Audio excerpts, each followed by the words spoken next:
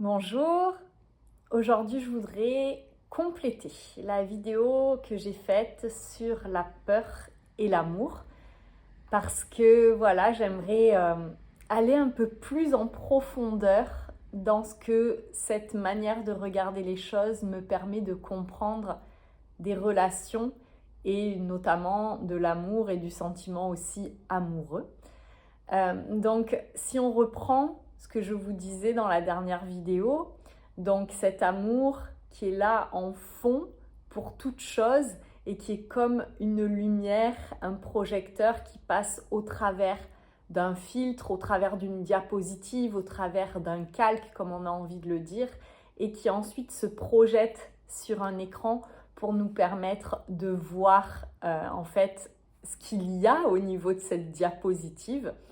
On peut vraiment faire ce lien avec, du coup, en arrière, le projecteur, la lumière, qui est de l'ordre de l'être, de l'amour, la diapositive ou le filtre qui correspond vraiment, pour moi, dans ma vision actuelle de regarder les choses, à cet ego, à ce par quoi c'est en train de passer, qu'est-ce que ça doit traverser comme encore blessure, comme masque, comme croyance, comme limitation. Et ensuite, la projection est au final le résultat de cet amour, de cet être qui passe au travers de quelque chose. Et donc ce que l'on voit au final n'est pas réellement l'amour, mais c'est en tout cas l'amour qui est passé dans un moule, qui est passé dans un calque, dans un pochoir, et ça donne un résultat. Et du coup, ça permet vraiment de pouvoir mieux comprendre aussi ce qui se joue quand on va tomber amoureux de quelqu'un, par exemple. Si on est au tout début de son chemin, que peut-être on est encore dans l'inconscience la plus totale, qu'il existe une part spirituelle en nous, qu'il existe un sens aux choses qui se déroulent autour de nous, qu'il existe aussi un monde invisible avec des choses qui se passent et qui nous échappent, qui échappent à notre mental, on peut ne pas voir du tout que, en fait, quand on va tomber amoureux de quelqu'un, au final, l'amour est passé au travers de tout ce que l'on est à l'instant T, avec toutes nos blessures, toutes ces choses qui nous ont touchés, qui nous ont marqués, sur lesquelles on n'a pas du tout travaillé, dont on n'a même pas conscience. On sait peut-être qu'à un moment donné, quelque chose nous a fait mal, mais pour autant, on n'a pas conscience que ce truc-là qui nous a fait mal continue de tirer les rênes de ce que l'on est en train de vivre. Et du coup, la projection que l'on a,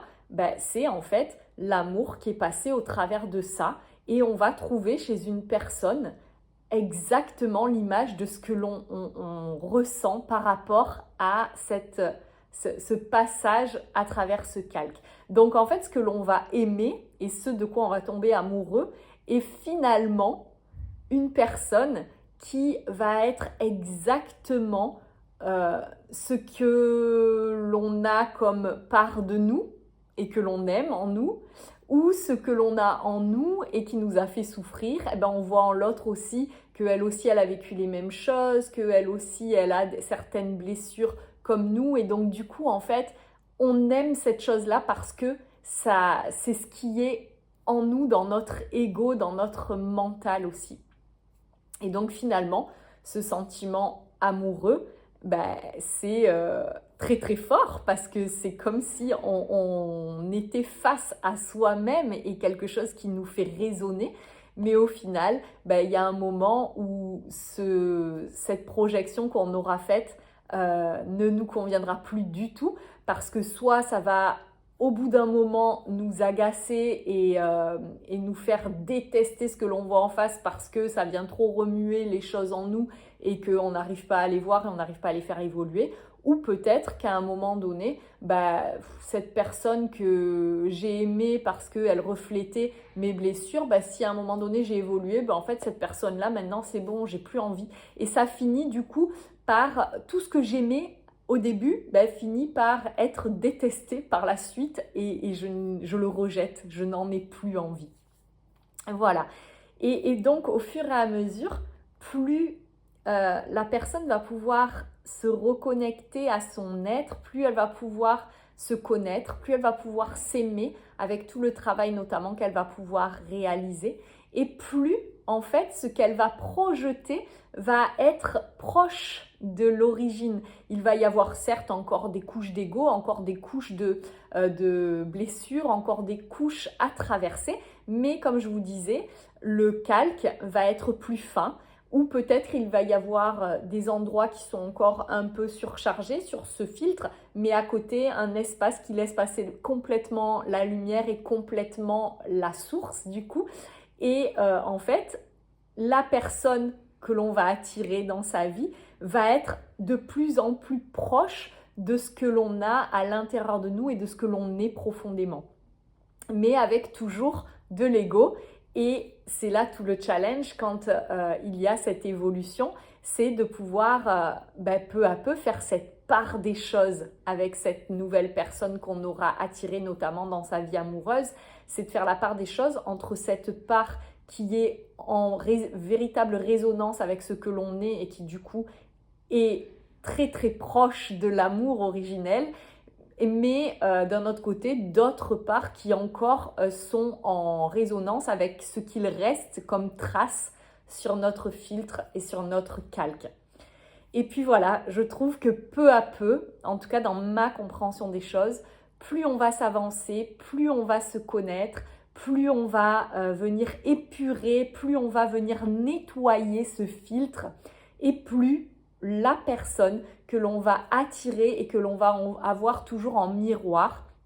sur laquelle on va pouvoir projeter au final ce que l'on est, va être de plus en plus en résonance avec notre propre nature, avec notre être le plus profond. Et du coup, là, on va être proche de cet amour originel. Et pour moi, c'est vraiment ce qui se joue lorsque les relations deviennent de plus en plus conscientes. Là, je vous parle des relations d'amour amoureux, hein, mais ça marche aussi pour toutes les autres relations à mon sens. C'est que plus on va être proche de son être et plus du coup on va toucher à son authenticité. Mais ça, voilà, je ne vais pas rentrer dans les détails, je pense que c'est une vidéo à part entière, l'authenticité. Mais plus on va être authentique et plus en fait les personnes que l'on va avoir en miroir et que l'on va attirer vont nous renvoyer aussi ces choses que l'on est dans notre essence et dans notre être. Et donc ces personnes, on va pouvoir être de plus en plus unis aussi avec elles, comprendre qu'en fait on est vraiment les plusieurs parties d'une même chose, on est formé des mêmes éléments et on vient au final d'une même source. Voilà, donc c'est le challenge qui est vraiment important quand on commence à cheminer et qu'on commence à avoir de plus en plus de choses et qu'il commence à y avoir de la conscience, c'est de pouvoir accepter que ce que l'on vit, que ce que l'on matérialise n'est pas toujours au même niveau que ce que l'on a déjà connecté à l'intérieur de soi, toutes les compréhensions qu'on a eues à l'intérieur avec la conscience qu'on a pu développer. Souvent dans la vie matérielle, les choses elles sont en décalage parce que ça prend plus de temps aussi à se matérialiser, mais parce que en fait, peut-être que les personnes qu'on attire, il n'y a plus à se poser la question de savoir est-ce que c'est la bonne ou est-ce que c'est la mauvaise personne. Je pense que tout ça, ça peut juste être une question de posture. La personne qu'on va avoir en face de soi, au bout d'un moment, si on l'a attirée vraiment avec une grande part de ce que l'on est, en fait, forcément en face, on va avoir une personne qui va avoir plein de points qui vont nous attirer, mais il y en aura plein d'autres qui continueront encore à nous repousser ou qui nous feront... ça fera des sensations bizarres ou peut-être même ça nous fascinera, mais c'est juste parce que ces choses-là seront encore ces petites parts qui seront passées au travers de l'ego qui doit continuer à évoluer, qui doit continuer à devenir de plus en plus aligné avec ce que l'on est vraiment. Et en fait, c'est au fur et à mesure où on va accepter de regarder ce que l'on est en train d'attirer accepter de ne pas tout remettre en question à chaque fois, mais de garder vraiment cette part stable, solide, ancrée de ce qui est en résonance avec notre être. Et toutes les autres choses qui viennent et qui nous remuent et qui nous secouent et qui nous font se poser la question de est-ce que ces personnes, est-ce qu'elles me conviennent, est-ce qu'elles ne me conviennent pas, est-ce que j'ai envie de les garder dans ma vie? En fait, c'est peut-être pas comme ça que c'est intéressant de les regarder au bout d'un moment, mais c'est plutôt de se dire, bon, il y a vraiment un socle que j'aime, qui résonne avec moi, qui me permet d'être authentique et qui fait que, voilà, avec cette personne, il y a quelque chose de fort qui se joue. Mais ensuite, toutes ces petites choses qui m'embêtent, qui viennent encore me déranger, en fait, ça va être toutes les choses sur lesquelles je vais m'appuyer pour venir rencontrer encore cet ego, rencontrer encore ces croyances que j'ai, rencontrer ces limites. Et c'est en se servant de ce que j'ai pu projeter sur l'autre et qui m'éloigne de l'amour avec un grand A, que je vais pouvoir venir transformer ça, libérer ça, comprendre les mécanismes qui sont encore là pour peu à peu m'en libérer, oui, et faire en sorte que l'amour puisse vraiment se projeter de la plus belle et de la plus pure des manières au fur et à mesure. Mais pour moi, ça c'est vraiment un processus, encore une fois, qui est long, qui va se produire tout au long de notre vie et qui est un processus qui amène peu à peu aussi à l'acceptation et à arrêter de croire toujours que quand je vis quelque chose qui m'insatisfait, c'est parce que ce n'est pas la bonne personne que j'ai en face. Ça peut ne pas être la bonne personne, mais ça peut aussi être que c'est pas la personne qui est à remettre en question, mais peut-être juste ma manière d'être avec cette personne, de la regarder et ma manière de considérer ce qui me dérange en fait. Voilà, et ce que j'aimerais dire aussi, c'est que pour moi, il va vraiment y avoir donc ces personnes que l'on va attirer dans un premier temps. Dans un premier temps, on n'a pas du tout de conscience, on est inconscient de tout ce qui se joue, inconscient de ce que l'on est, inconscient de notre propre essence, de notre valeur. Et donc c'est cette couche d'ego là qui est très très forte. Donc ce calque à travers lequel cette lumière passe est épais, il est très sombre, il y a plein de choses voilà, qui ne permettent pas de laisser passer la lumière de l'être. Et donc, les personnes que l'on va attirer à ce moment-là, clairement, ce sont des personnes qui vont résonner avec notre ego, avec nos blessures, avec nos souffrances, avec nos croyances. Et ces personnes vont être très importantes parce que ce sont celles qui vont nous permettre peu à peu aussi de vivre des situations très souffrantes, très inconfortables, de rejouer plein de choses et de nous amener à nous dire non mais c'est pas possible, c'est quoi ce truc, j'en veux plus de ça.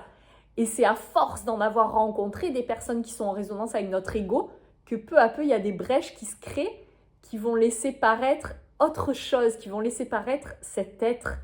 et qui vont faire que on va commencer à se poser des questions, qu'on va commencer à avoir envie d'aller rencontrer cette petite chose qu'on a pu entrevoir, mais qui pour autant est encore très très cachée. Et puis, quand ça va se poursuivre, on va rencontrer d'autres personnes qui vont être très en phase avec notre ego parce qu'il est encore très très fort, mais qui vont peut-être commencer aussi à nous montrer autre chose. Et c'est vraiment quelque chose de très progressif. Et peut-être même qu'avec une même personne, au début, il y a la grosse part d'ego qui est là, et puis il y a une brèche qui se crée avec un événement qui se passe.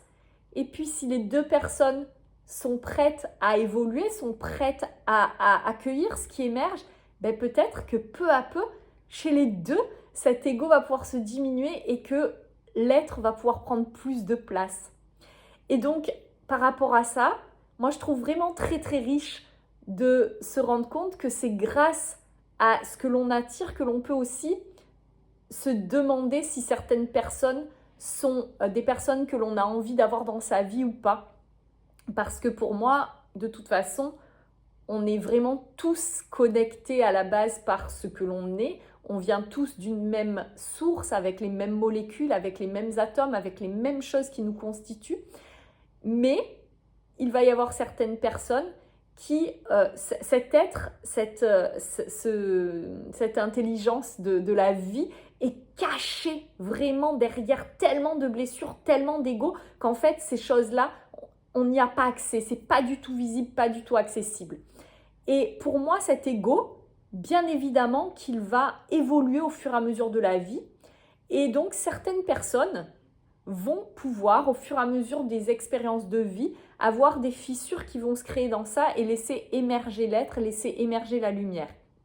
Et puis pour d'autres, en fait, ces mécanismes de protection sont tellement forts et il y a tellement de souffrances, tellement de blessures, que peut-être de laisser fissurer tout ça, ce serait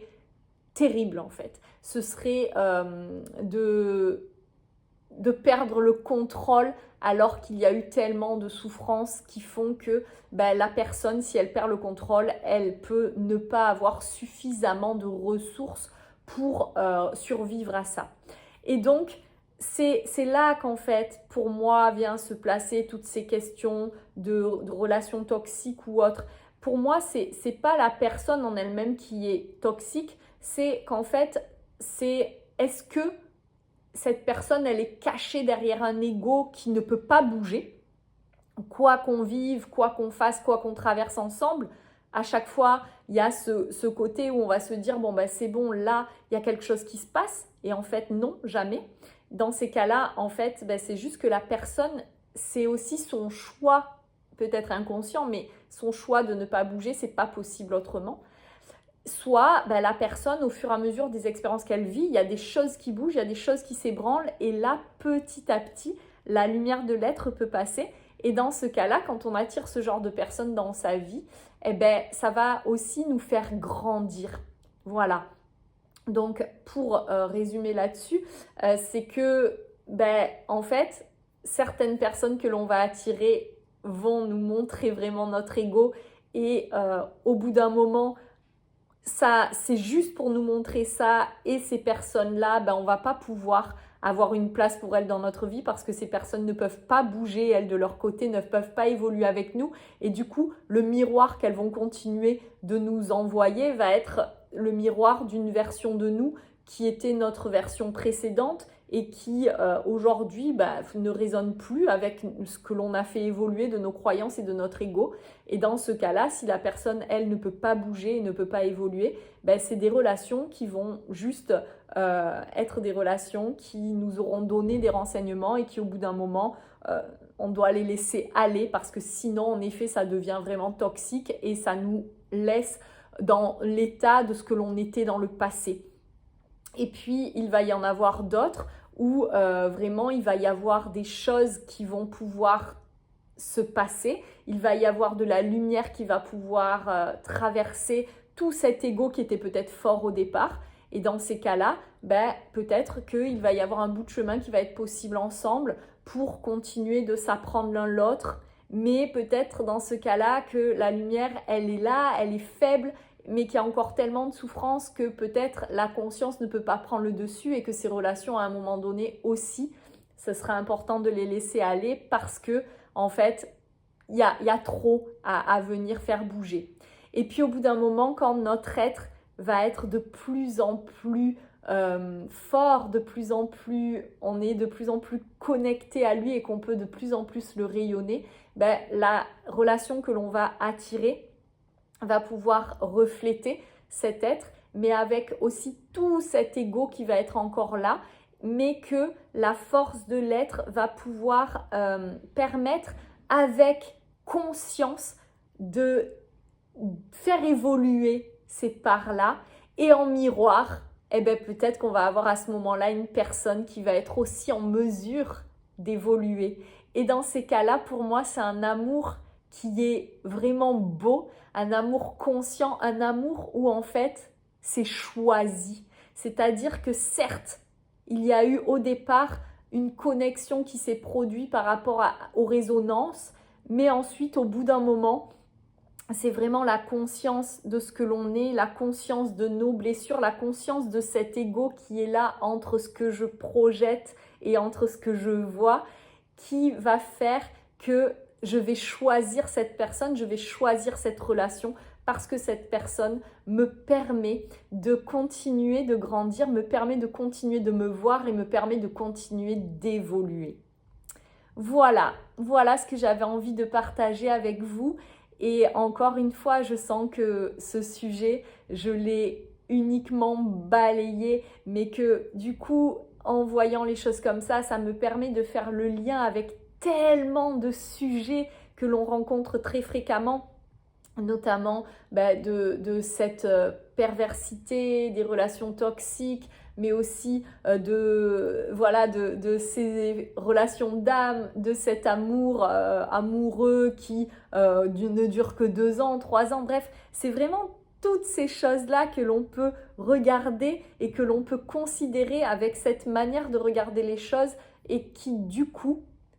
prennent sens. Voilà. Je vous laisse maintenant aussi, par rapport à tout ce que j'ai pu vous partager, prendre le temps de laisser mûrir ces petites graines que vous aurez reçues et qui auront été bonnes pour vous et voir ce que vous en faites de votre côté, la compréhension que vous pouvez en avoir avec votre propre prisme, avec votre propre filtre et aussi de pouvoir peu à peu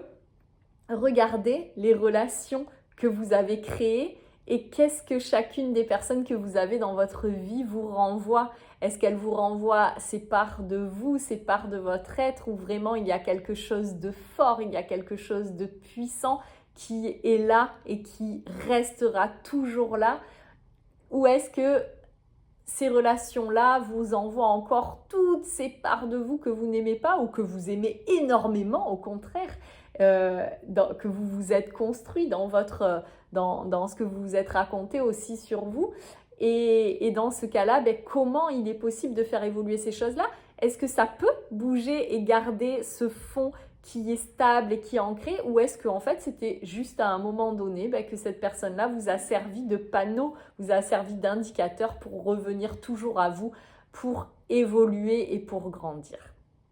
Voilà, je vous souhaite à tous et à toutes une très belle journée et je vous dis à bientôt.